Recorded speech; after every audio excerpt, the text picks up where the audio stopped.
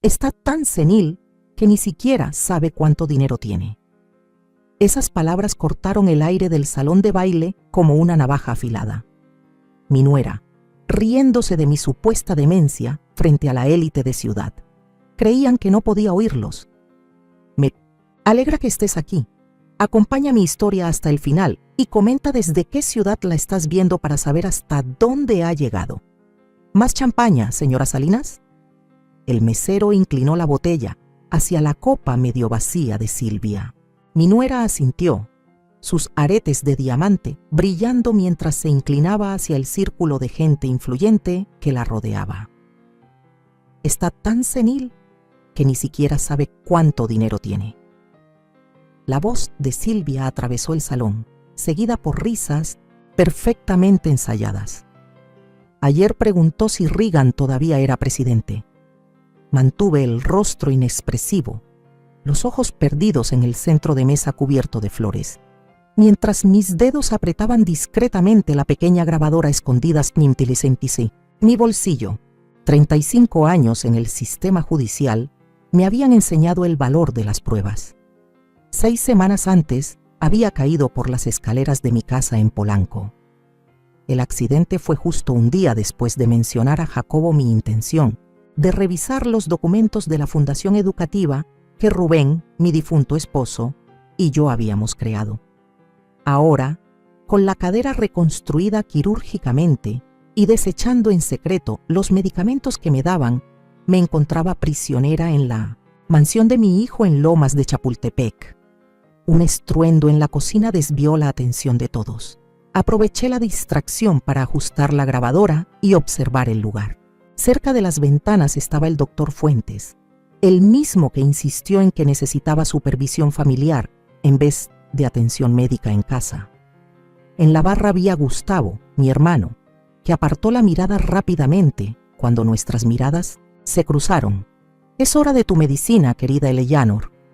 La voz empalagosa de Silvia interrumpió mis pensamientos mientras me alejaba de la fiesta en silla de ruedas. Sus dedos se clavaron en mi hombro, un recordatorio sutil de quien tenía el control de mi cuerpo. Desde la ventana de lo que ahora era mi habitación, podía ver el Tribunal Federal donde presidí durante 2 décadas casos de fraude financiero complejo. La ironía no se me escapaba. Pasé mi vida protegiendo a otros de depredadores sofisticados, solo para descubrirme vulnerable frente a los que llevan mi propio apellido. Deberías descansar ya. El tono de Silvia dejaba claro que no era una sugerencia. El doctor Fuentes dice que demasiada estimulación no es buena para tu estado. Asentí, sin decir palabra, observándola mientras revisaba la cámara de seguridad en la esquina antes de salir.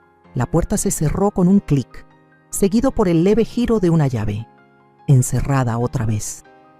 Cuando sus pasos desaparecieron, saqué la grabadora del bolsillo y la escondí bajo la almohada, junto a la carta que encontré ayer. Una correspondencia entre mi hijo y el juez Hernández que hablaba de una sociedad en proyectos inmobiliarios, los mismos que empecé a investigar antes de que mi repentino estado de salud forzara mi retiro hace 3 años. Mis dedos temblaban, no por la edad ni por enfermedad, sino por la rabia. Ellos lo habían planeado todo. Mi jubilación cuando me acerqué demasiado a su negocio turbio, el testamento modificado de mi esposo durante mi duelo, y ahora esto, una reclusión premeditada para apoderarse de mis bienes antes de declararme incapaz. Miré el calendario junto a mi cama y empecé a calcular. Basado en la conversación telefónica de Jacobo que alcancé a oír, planeaban declararme legalmente incompetente en 47 días. Cerré los ojos, no en señal de rendición, sino para concentrarme. Durante décadas, había sentenciado a delincuentes de cuello blanco que se creían intocables. Desenredé esquemas financieros complejos, construidos sobre mentiras y manipulación.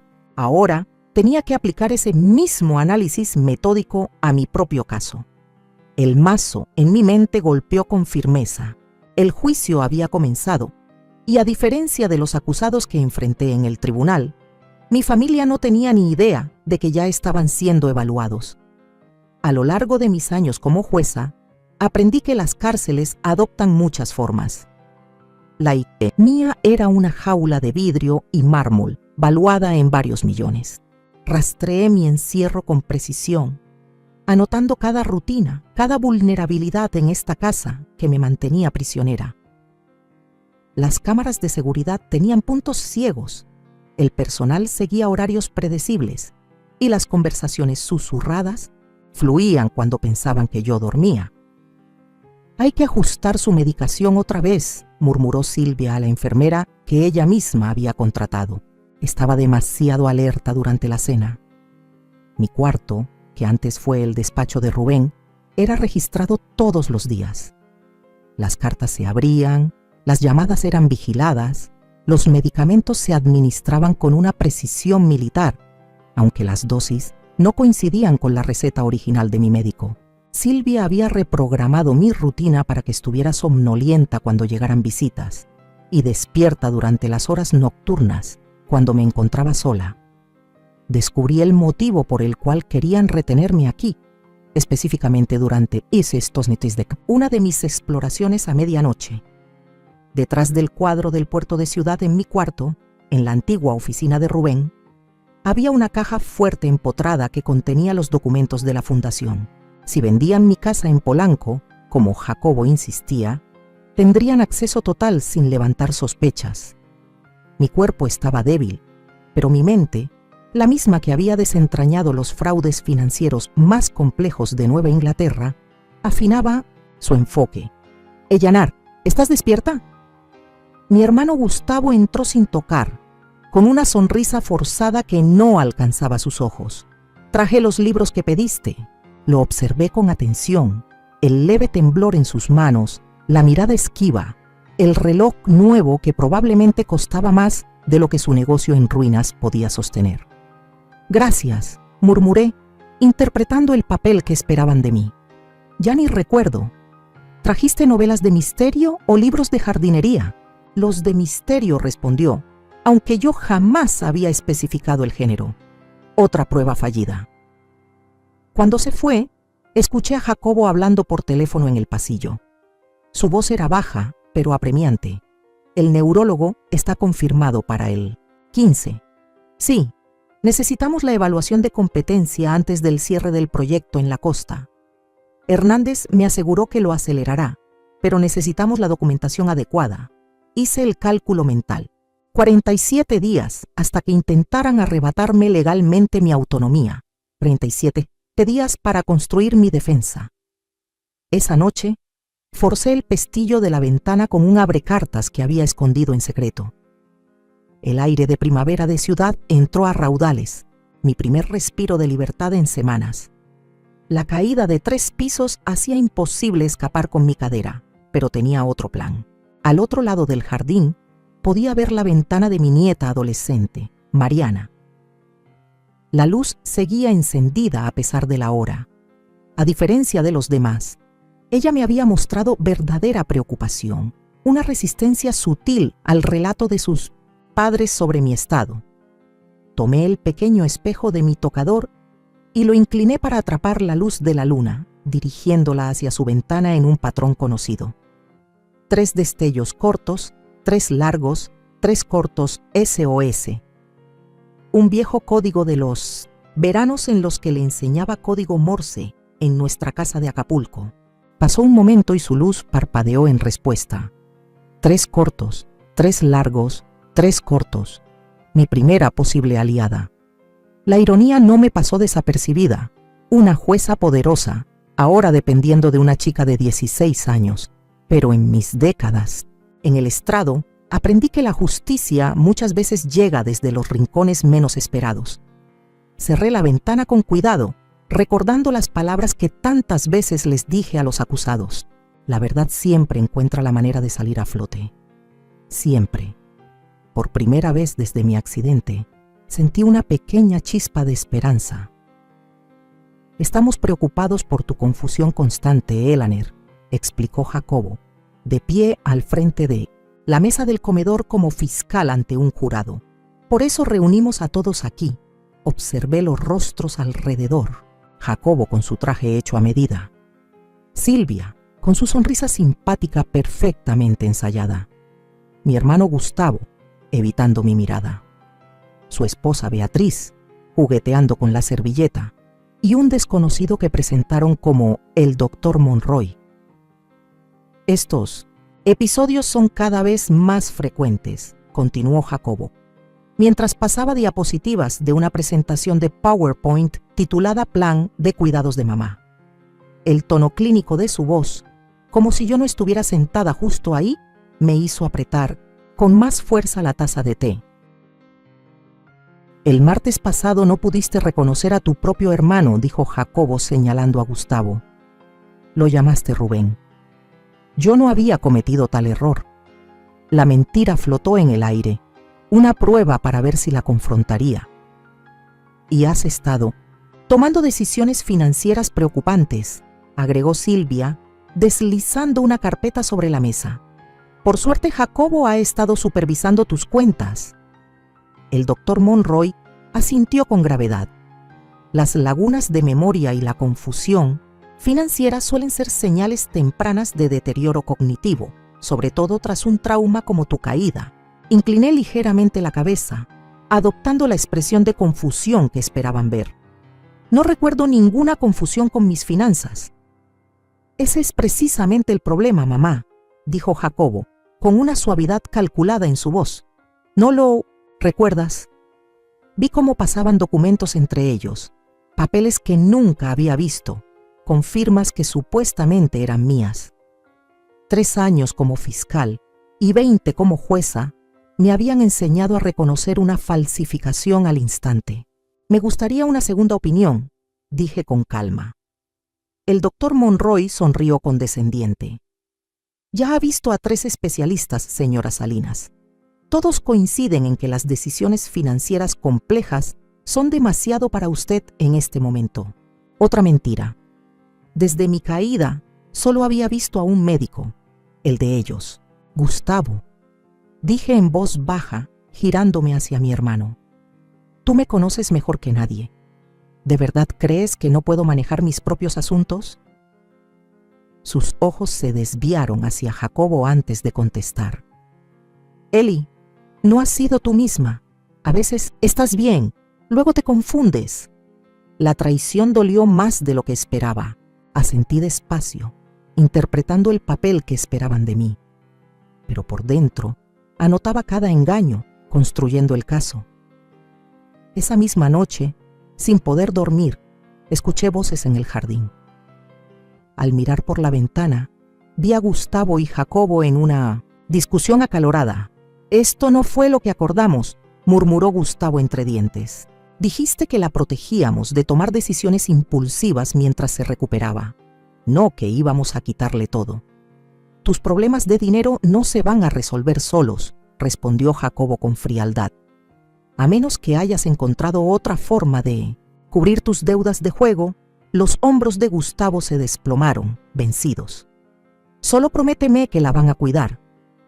Por supuesto, tendrá la mejor atención que el dinero pueda pagar, contestó Jacobo con la misma voz pulida que le había escuchado usar con tantos clientes en mi sala de audiencias. Me aparté de la ventana, sintiendo como una pieza clave del rompecabezas encajaba al fin. Mi hermano no era ningún genio del mal.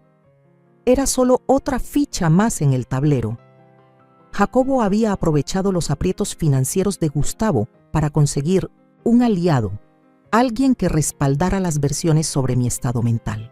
Mientras regresaba a la cama, rehacía mentalmente mi diagnóstico. Jacobo no solo quería mi dinero.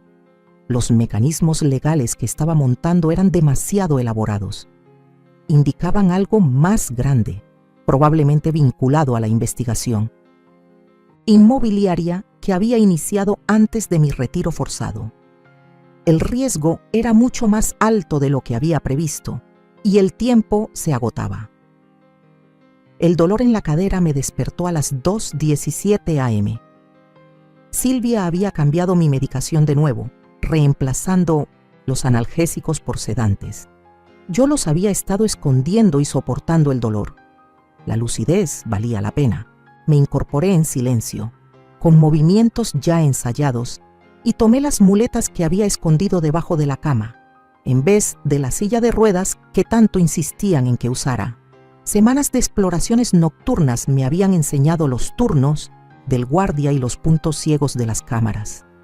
Una luz tenue salía del estudio de Jacobo. La puerta estaba entreabierta, algo raro en mi hijo tan meticuloso. Me acerqué con la cautela de quien lleva tiempo encarcelado, equilibrándome en las muletas. Necesitamos ese fallo de competencia ya. La voz apremiante de Silvia atravesó la rendija. El Bank of New England está cuestionando las transferencias de la fundación.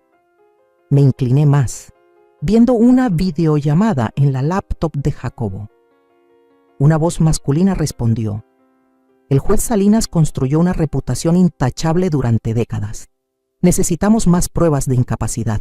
Hernández prometió agilizar el proceso administrativo, soltó Jacobo con impaciencia.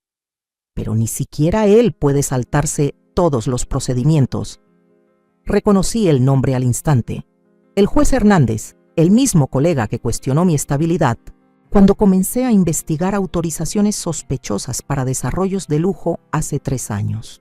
Mi nombre aparece en documentos que ella no debió firmar, continuó Jacobo. Si ella recupera el control y revisa esos papeles, la implicación me golpeó como si me hubiera caído algo encima.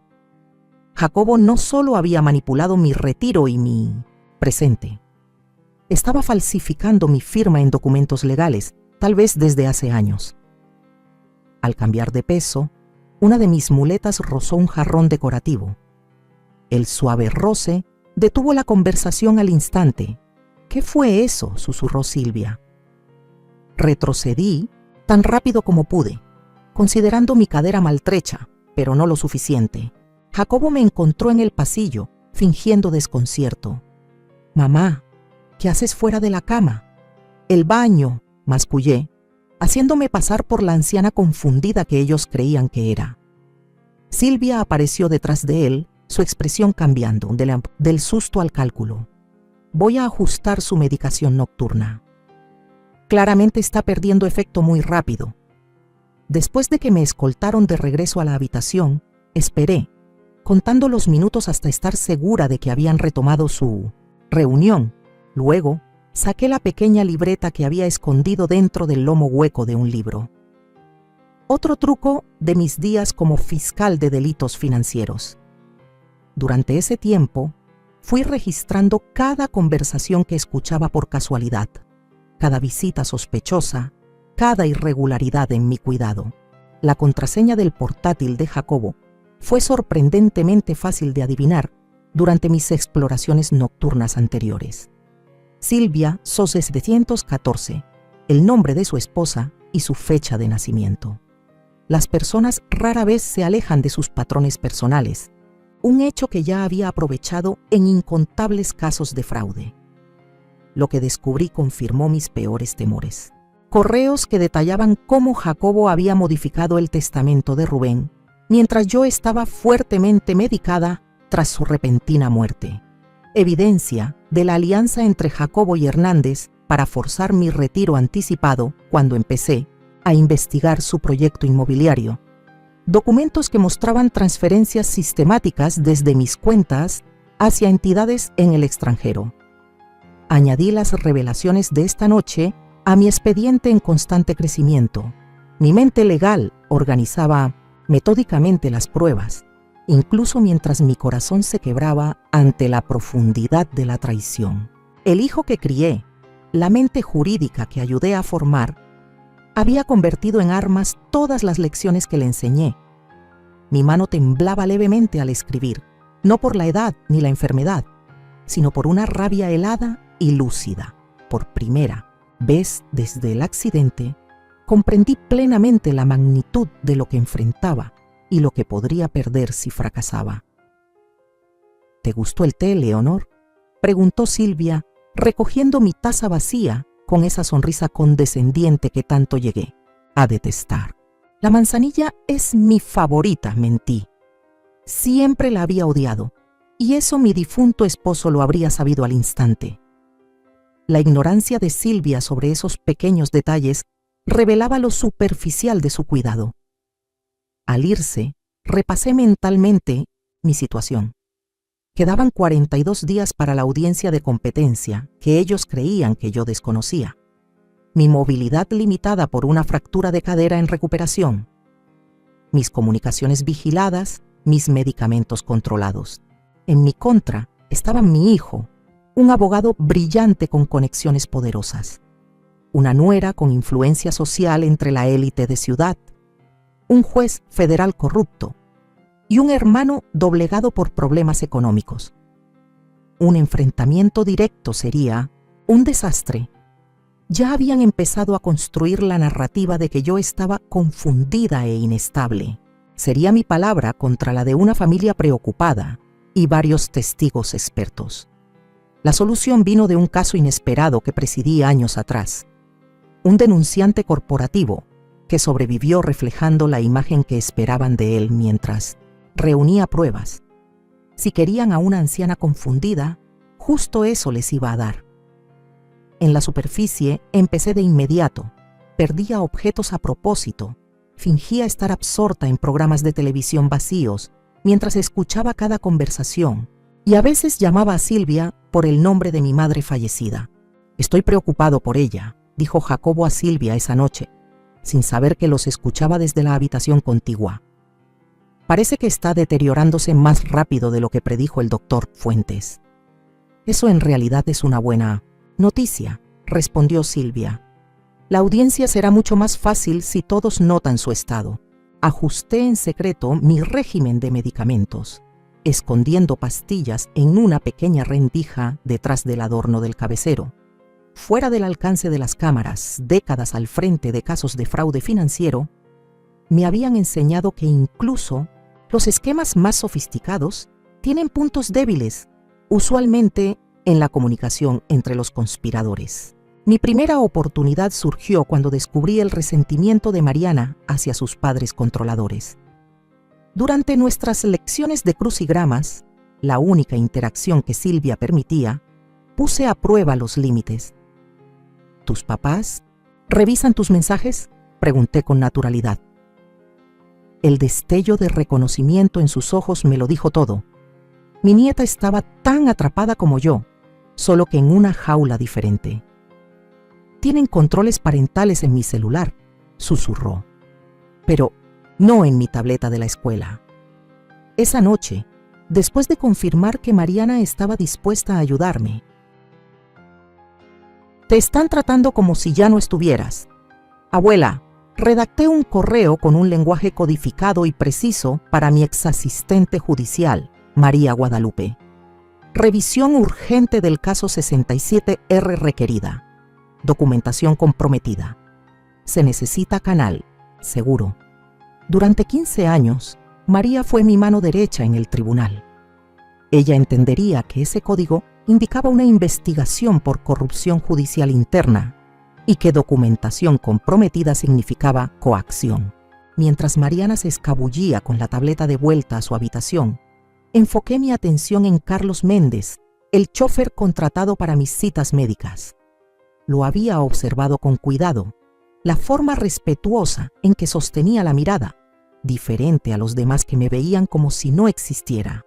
Su ayuda sutil, sin hacerme sentir inútil.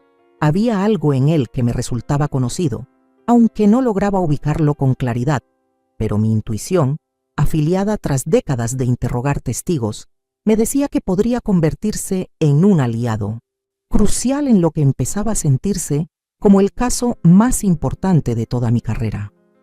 Un juicio donde yo era jueza, fiscal y víctima, con mi libertad y mi legado pendiendo de un hilo. El deterioro cognitivo puede manifestarse de forma inconsistente, explicó el doctor Lorenzo Pérez a Jacobo y Silvia, mientras yo, sentada frente a él, parpadeaba con lentitud exagerada. Algunos días parecen mejores que otros. Reconocí a Pérez de inmediato. Hace 5 años, llevé un caso contra su clínica por fraude de seguros. La evidencia era abrumadora, pero fue desestimado por cuestiones técnicas. Vi el reconocimiento cruzar fugazmente sus ojos cuando Jacobo nos presentó, aunque lo escondió bajo una fachada profesional. Durante toda la evaluación, alterné entre momentos de lucidez aguda y una niebla mental simulada, desestabilizando su análisis. Cuando la enfermera salió un momento, abandoné el acto. Doctor Pérez, dije con el tono autoritario que usaba en la corte, tengo 30 segundos. Conozco las irregularidades en la facturación de su clínica en 2020. Esos registros fueron sellados, no destruidos. Firme una declaración falsa sobre mi capacidad mental y me encargaré de que sean reabiertos. Eso es chantaje, jueza. Salinas, es supervivencia, doctor, y una oportunidad de redención. Volví a mi papel de confusión cuando la enfermera regresó.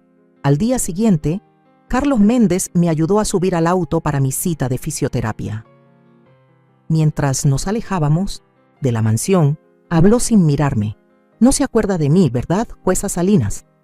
Lo observé por el espejo retrovisor. Debería. Hace 10 años. Distrito Federal contra Méndez. Caso de fraude bancario. Me vino el recuerdo. Carlos Méndez, un joven empleado financiero presionado por sus superiores para falsificar registros. Reconocí su coacción y ordené rehabilitación en lugar de prisión. Me dio una segunda oportunidad, dijo en voz baja, con la mirada fija en la carretera. Vio la diferencia entre alguien obligado a hacer el mal y alguien que lo abraza. Y ahora trabajo para su hijo. Cambié un poco mi nombre. La verificación de antecedentes de su hijo fue superficial. Me sostuvo la mirada en el retrovisor. Reconocí las señales desde que me contrataron. La forma en que hablan de usted cuando no está presente, los horarios de medicamentos. Y aún así, usted no ha dicho nada. He estado esperando, observando. Me pasó un teléfono seguro sin apartar la vista del camino. Su antigua asistente le manda saludos. Está infiltrada en la firma de abogados, de su hijo como secretaria temporal. Mis antiguos contactos en la corte lo gestionaron. Mi tercer aliado apareció más tarde esa misma semana, cuando la jueza Marta Villanueva, una colega de años, vino a hacer una visita amistosa. Silvia no se despegaba hasta que Marta mencionó los síntomas recientes de su menopausia, lo cual bastó para que mi nuera, incómoda hasta los huesos, se excusara y saliera huyendo. Recibí un mensaje preocupante, dijo Marta cuando por fin estuvimos a solas, hablando en voz baja. María me mandó tu código, cuéntamelo todo. Durante 20 minutos le expliqué mi situación.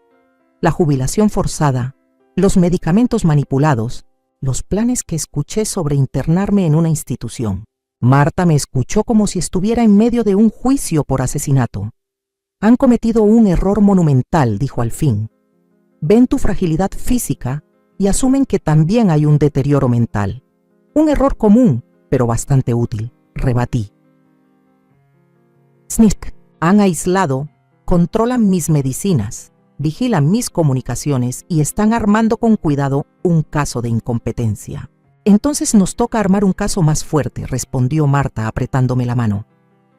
Ellaner, tú enseñaste a toda una generación de abogados en Ciudad a desmenuzar conspiraciones financieras. Es hora de aplicar esas lecciones en carne propia. Esa noche, durante otra gala benéfica en la mansión, sufrí la humillación pública más amarga hasta la fecha.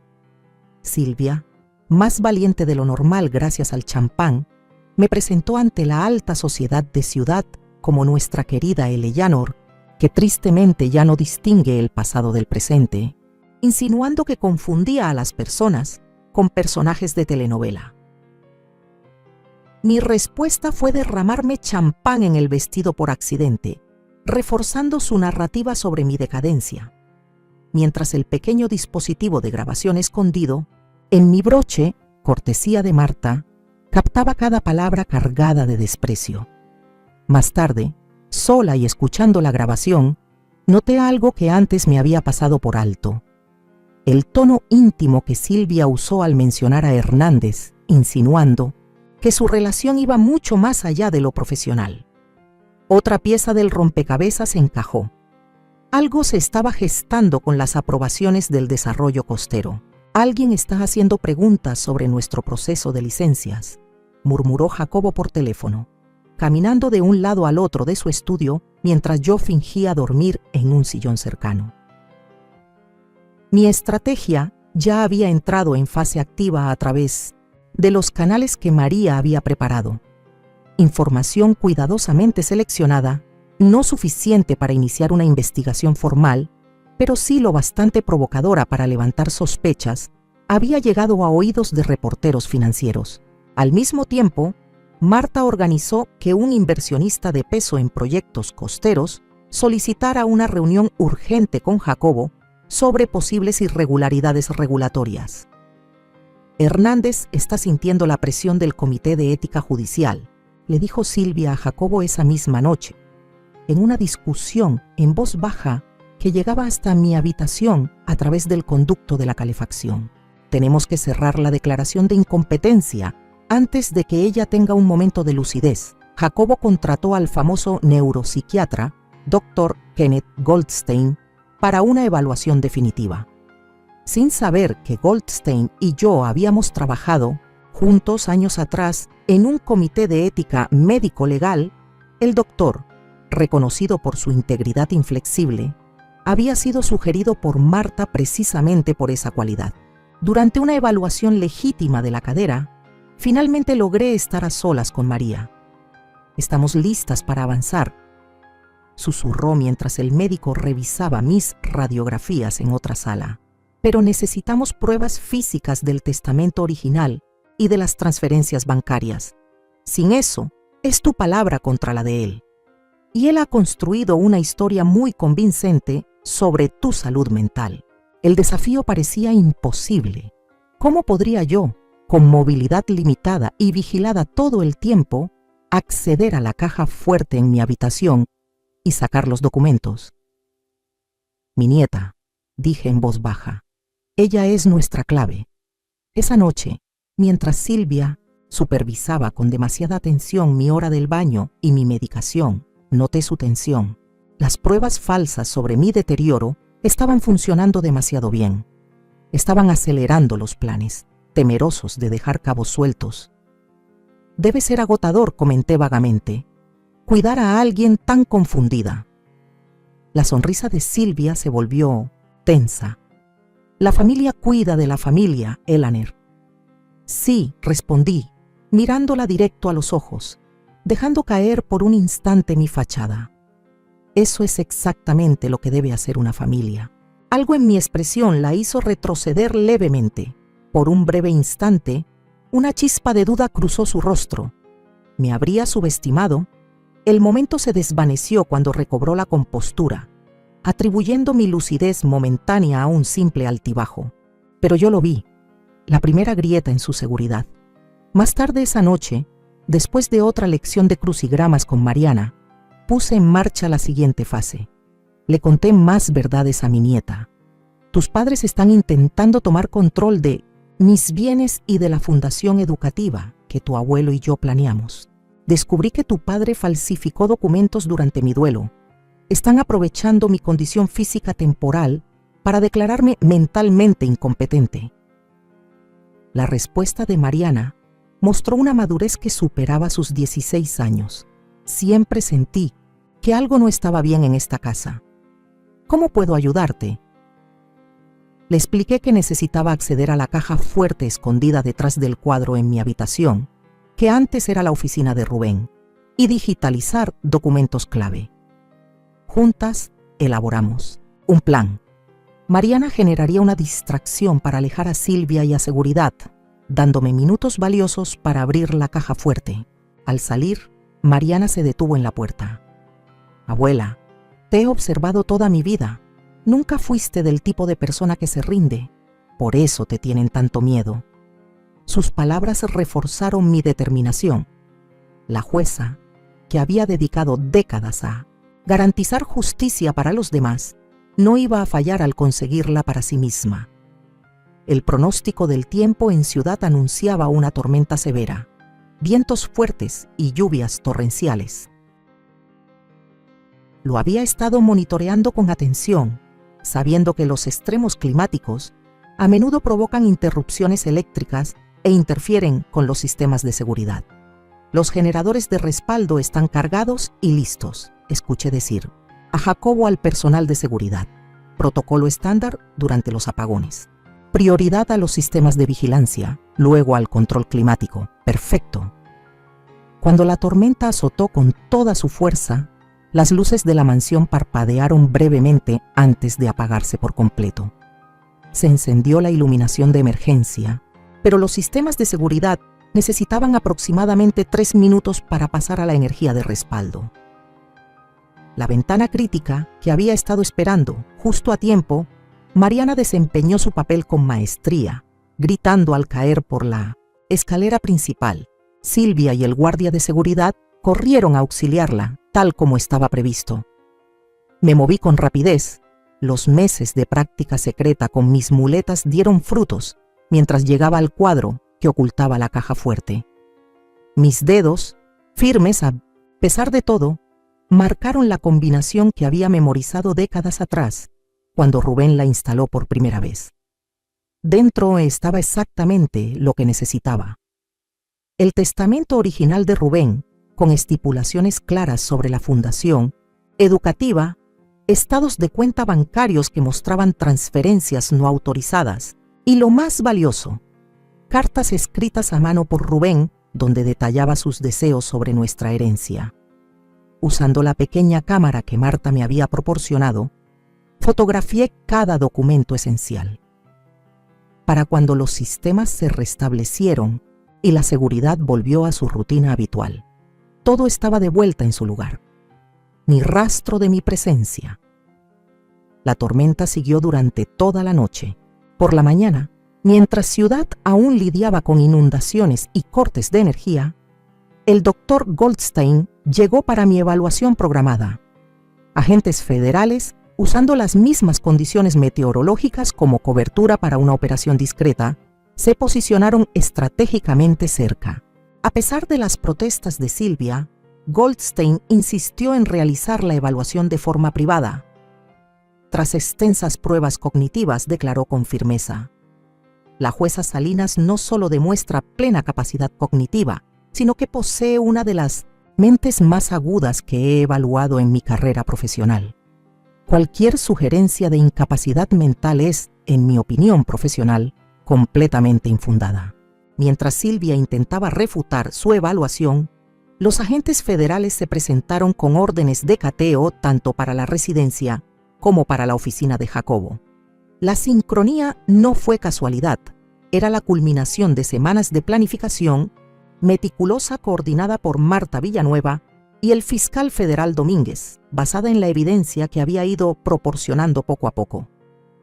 ¿Qué significa esto?, exigió Jacobo al llegar a casa y ver a los agentes catalogando sus archivos.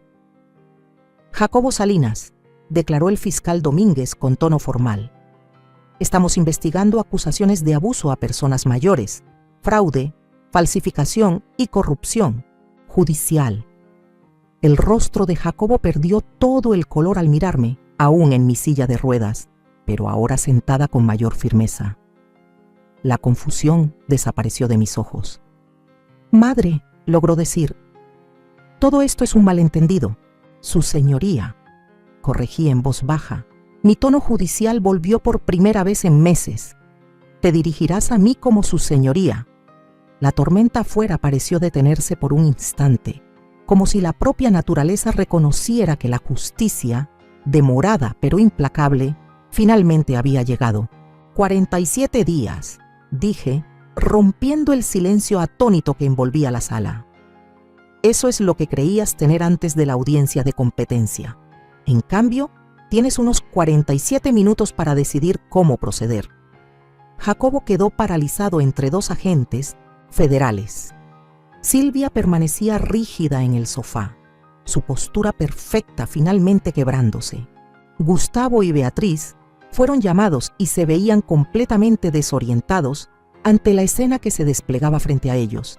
El fiscal federal Domínguez, quien alguna vez fue mi asistente, presentó los cargos que se estaban preparando: fraude, falsificación, abuso a personas mayores, conspiración y evidencia de corrupción judicial que alcanzaba al juez Hernández.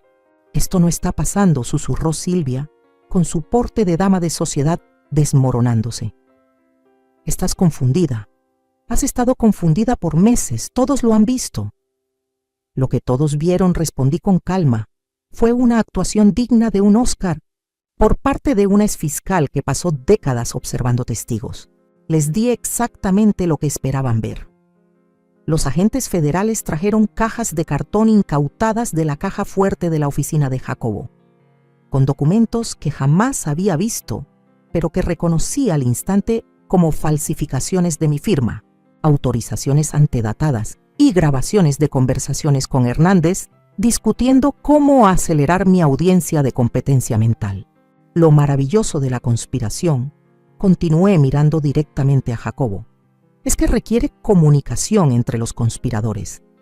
Dejaste migajas digitales por todas partes, correos electrónicos, registros telefónicos, mensajes de texto. ¿De verdad pensaste que no reconocería los mismos patrones que pasé décadas procesando? Gustavo se levantó de golpe. «No tenía idea de nada de esto, Eli. Jacobo me dijo que estabas teniendo episodios mostrando señales de demencia. Dijo que te estábamos protegiendo mientras, al mismo tiempo, vaciaba tus cuentas para pagar sus deudas de juego». Yo terminé la frase por él. «Sí, también escuché esa conversación». Los ojos de Silvia se movían rápido entre los agentes, evaluando sus opciones. Solo seguía las instrucciones de Jacobo. Él maneja todos los asuntos financieros. Yo solo me preocupaba por el cuidado de Leonor. «¿Por eso ajustaste mi medicación sin autorización médica?», pregunté. «¿O por qué diste instrucciones al personal para aislarme de mis amistades? O tal vez, ¿por qué le dijiste a la Junta del Museo de Ciudad que estaba sufriendo un deterioro mental trágico cuando llamaron por mi donación anual?» No tuvo respuesta para eso.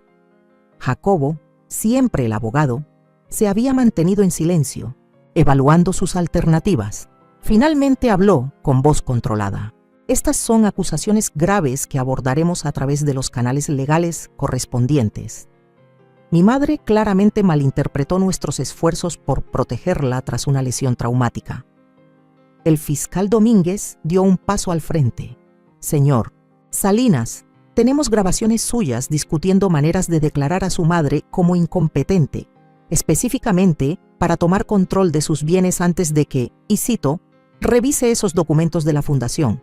Y ahora añadí en voz baja, «Esos documentos de la fundación han sido revisados no solo por mí, sino por investigadores federales».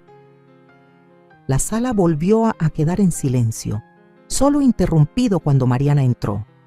Caminó directamente hacia mí, una declaración física de lealtad que lo decía todo. Silvia se quedó sin aliento. «Mariana, ven aquí inmediatamente». «No», respondió simplemente mi nieta. «Me quedo con mi abuela». «Esta intervención familiar se ha terminado», anuncié. «La verdadera intervención apenas comienza». Mientras los agentes federales comenzaban los procedimientos formales, me deslicé en mi silla hacia la ventana. Abajo ya se reunían las camionetas de los noticieros. La comunidad legal de Ciudad se vería sacudida por el escándalo que involucraba a un abogado prominente y a un juez federal, pero mi atención se centró en un coche que acababa de llegar. María venía acompañada del doctor Lorenzo Pérez, quien finalmente eligió la integridad por encima de la autoprotección. Todos tenían una decisión que tomar ahora, incluso mi hijo.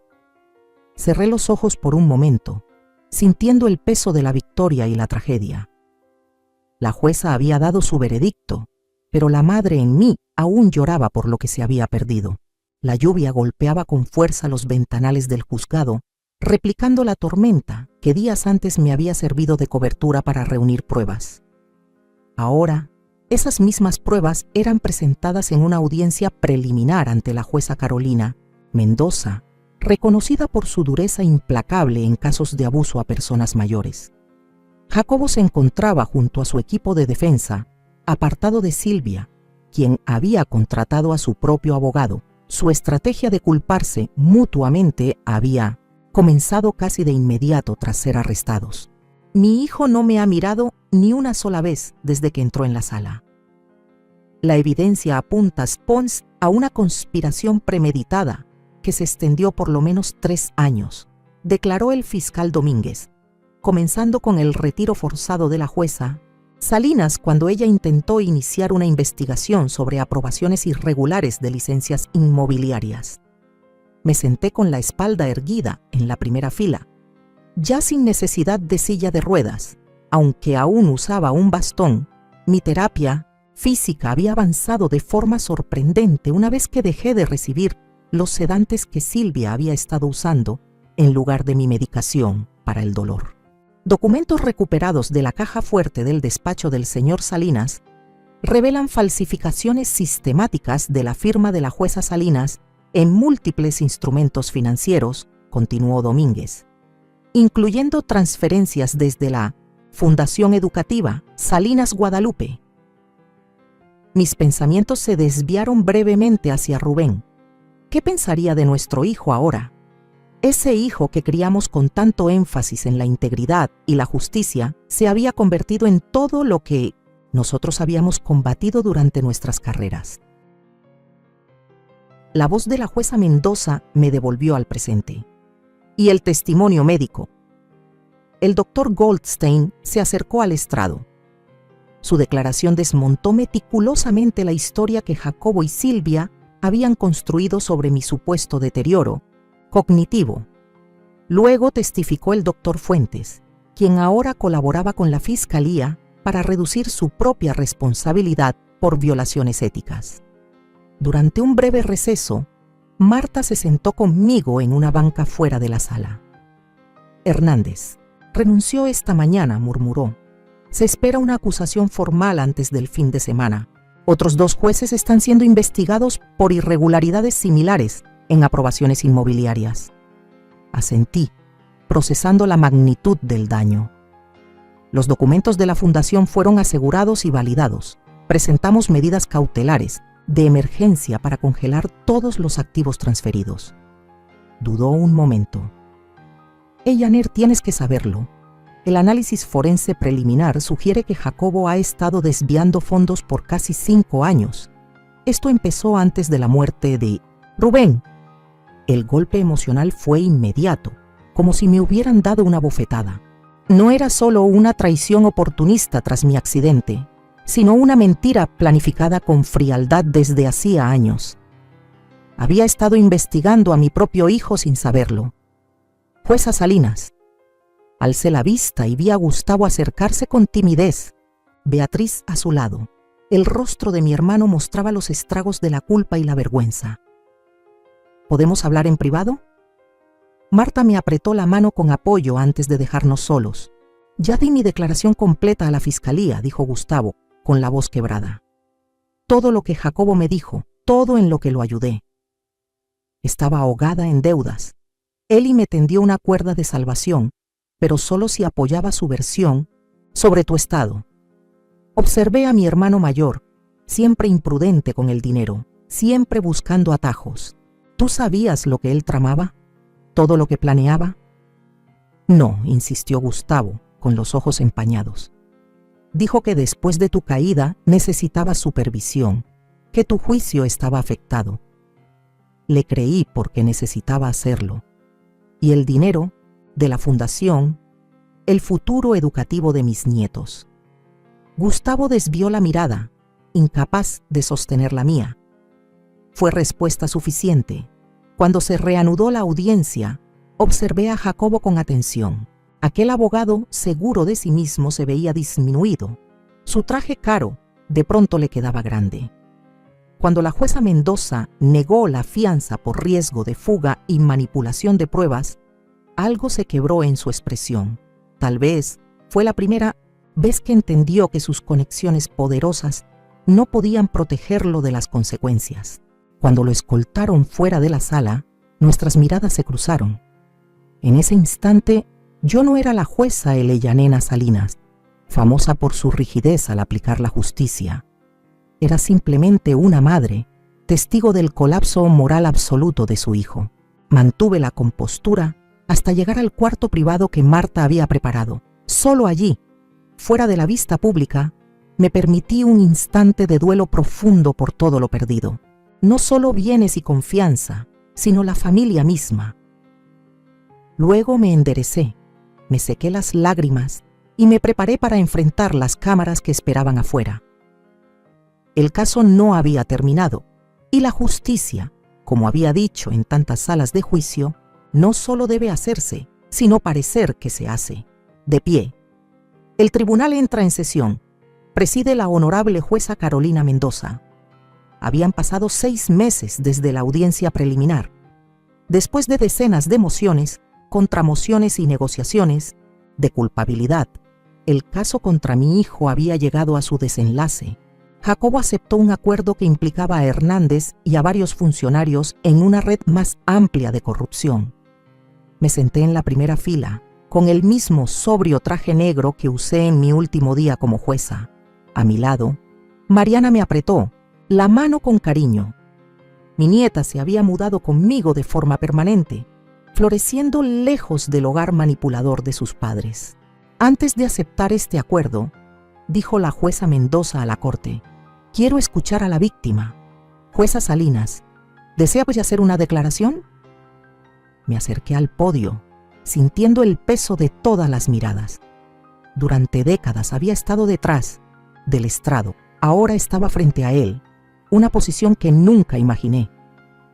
«Su señoría», comencé con voz firme, «la justicia cumple 2 funciones esenciales en la sociedad: hacer que quienes violan nuestras leyes rindan cuentas y ofrecer una vía de rehabilitación cuando es posible». Sentí los ojos de Jacobo desde la mesa del acusado. Su rostro era indescifrable. Jacobo Salinas no solo violó leyes escritas, sino también la confianza humana más fundamental. Como fiscal, perseguía a quienes se aprovechaban financieramente de otros. Como jueza, sentencié a quienes explotaban las vulnerabilidades ajenas. Pero, como madre, mi voz se quebró apenas, pero pronto recobró fuerza. Como madre no vi la corrupción moral que crecía en mi propia casa. La sala permaneció en absoluto silencio. El acuerdo de culpabilidad ante esta corte reconoce sus delitos y establece un marco para una posible rehabilitación. Lo apoyo no por sentimentalismo maternal, sino por principio judicial. Nuestro sistema debe castigar las faltas, pero también dejar espacio para la redención, por difícil o lejana que parezca. La jueza Mendoza asintió con reflexión. Y con respecto al caso separado de Silvia Salinas, la nuera de la acusada debe seguir su curso según la evidencia y la ley. Su manipulación deliberada de mi medicación, por sí sola, demuestra una intención premeditada de hacerme daño. No pido trato especial ni a favor ni en contra de ella por el hecho de ser familia.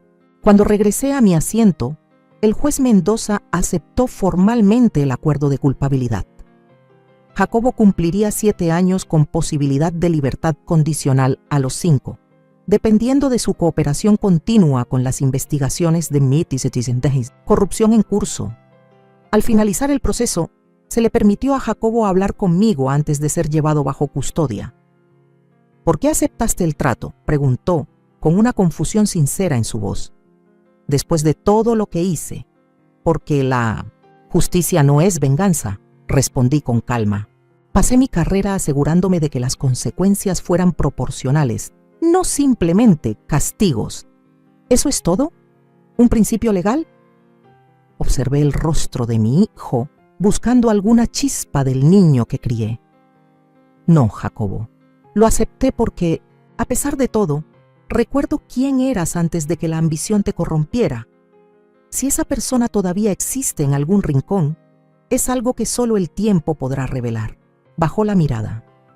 No empecé planeando todo esto.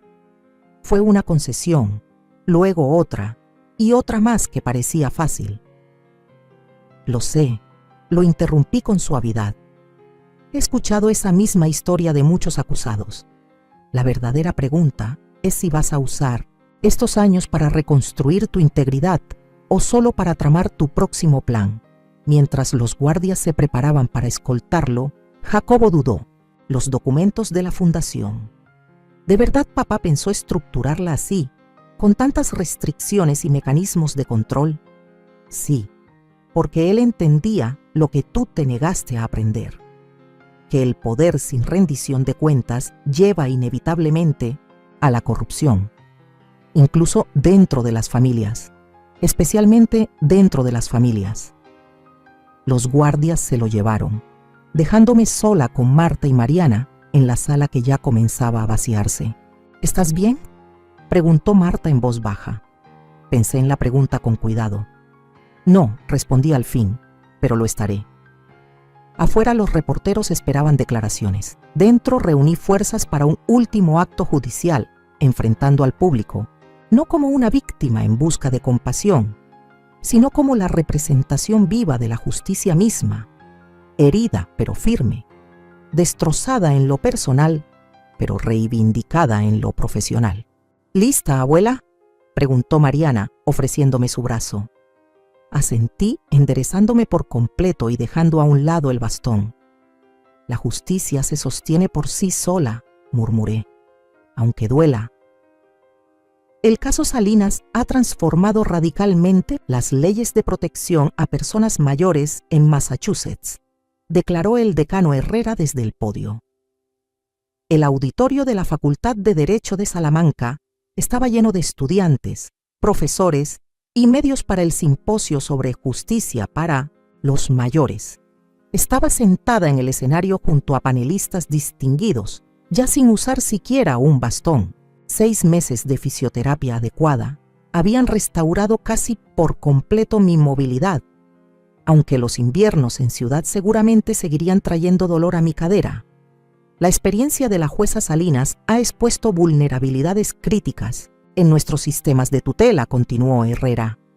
La legislación que ahora avanza en el Congreso Estatal lleva su nombre, la Ley Salinas, estableciendo nuevas y estrictas protecciones contra conductas depredadoras disfrazadas de cuidados familiares.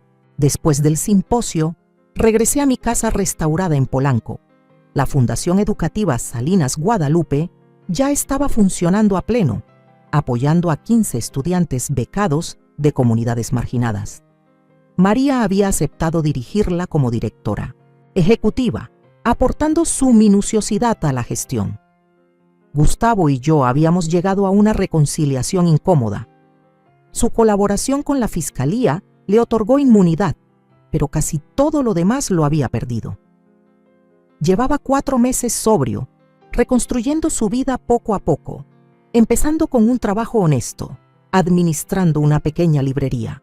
Silvia fue sentenciada a 3 años por abuso a personas mayores y manipulación de medicamentos, entre otros cargos. Su círculo social desapareció tan pronto como sus delitos salieron a la luz. Aquella ex socialité que se burlaba de mi desconcierto, en las fiestas elegantes ahora vestía ropa de prisión mientras cumplía servicio comunitario obligatorio con adultos mayores. El juez Hernández y otros 3 funcionarios fueron acusados en una investigación por corrupción que seguía expandiéndose. El escándalo de licencias inmobiliarias sacó a la luz problemas sistémicos que tomarían años en resolverse. Y Jacobo. Mi hijo cumplía su condena en una cárcel federal de mediana seguridad, impartiendo clases de alfabetización legal a otros internos. Sus cartas llegaban cada mes, al principio con intentos torpes de explicar que poco a poco se convertían en reflexiones sinceras. Yo leía cada una con atención y respondía con honestidad mesurada. Si la redención auténtica era posible, aún era incierto, pero la puerta seguía entreabierta. «Abuela, ya llegaron», gritó Mariana desde abajo. Bajé las escaleras y encontré al primer grupo de aprendices esperándome, 5 mujeres recién, nombradas juezas. El programa de mentoría judicial había sido idea de Marta. Tu experiencia no solo debe cambiar leyes, debe formar a la próxima generación de jueces. Ya instaladas en mi estudio, una jueza joven hizo la pregunta que las demás no se atrevían a formular. ¿Cómo se sigue creyendo en la justicia después de haber sufrido una injusticia tan profunda? Lo pensé bien antes de responder. La justicia no es una idea abstracta. Es una práctica diaria que exige vigilancia, sobre todo cuando se trata así de quienes más queremos. El sistema no es perfecto porque las personas no lo son, pero los principios siguen siendo válidos. Responsabilidad, proporcionalidad y la posibilidad de redención. Más tarde esa noche, cuando todos se habían ido, me senté sola en el despacho de Rubén, restaurado a su diseño original. Sobre el escritorio había una invitación para presidir un nuevo grupo de trabajo federal sobre la explotación financiera de adultos mayores, junto a un contrato editorial para mis memorias, provisionalmente tituladas El último juicio. Cuando la justicia vuelve a casa, sonó el teléfono. Era Marta llamando para hablar sobre la reunión de mañana del Comité de Ética Judicial. Mientras hablábamos, miré por la ventana hacia el Tribunal Federal visible a lo lejos, su fachada iluminada resistiendo la oscuridad que caía. Están creando una división especializada en delitos financieros contra adultos mayores, explicó Marta. Le dije que sí, que estaría allí, con esa seguridad judicial que ya conocía tan bien deslizándose en mi voz. Colgué y acaricié el pequeño pisapapeles en forma de mazo que Rubén me había regalado cuando recibí mi nombramiento federal. Durante 35 años había estado en cada uno de mis escritorios, como un recordatorio del poder y la responsabilidad que me habían confiado. El mazo nunca se detuvo. Susurré a la habitación vacía, repitiendo lo que ya había pensado. Solo cambió de sala. Afuera ciudad seguía con su ritmo vespertino. Una ciudad en la que pasé décadas velando por la justicia de otros, sin imaginar que un día tendría que pelear por la mía. El sistema se había torcido bajo el peso de la corrupción, pero al final se sostuvo gracias a quienes eligieron la integridad sobre la conveniencia, la verdad sobre la comodidad. Bajo la luz cálida de la lámpara en mi despacho, rodeada de libros de derecho y expedientes del nuevo grupo de trabajo, me permití un instante de satisfacción tranquila. No era un triunfo. El precio personal había sido demasiado alto para llamarlo así, pero sí era la firmeza de una jueza que enfrentó el caso más difícil de su carrera y emitió un veredicto fiel a los principios que la guiaron toda la vida. La justicia, aunque tardía pero decidida, por fin había llegado a casa. Ahora me da curiosidad, tú que escuchas mi prehistoria, ¿qué harías si estuvieras en mi lugar? ¿Has pasado por algo parecido? Comenta aquí abajo. Y mientras tanto, en la pantalla final te dejo otras 2 historias favoritas del canal que sin duda te van a sorprender. Gracias por ver hasta el final.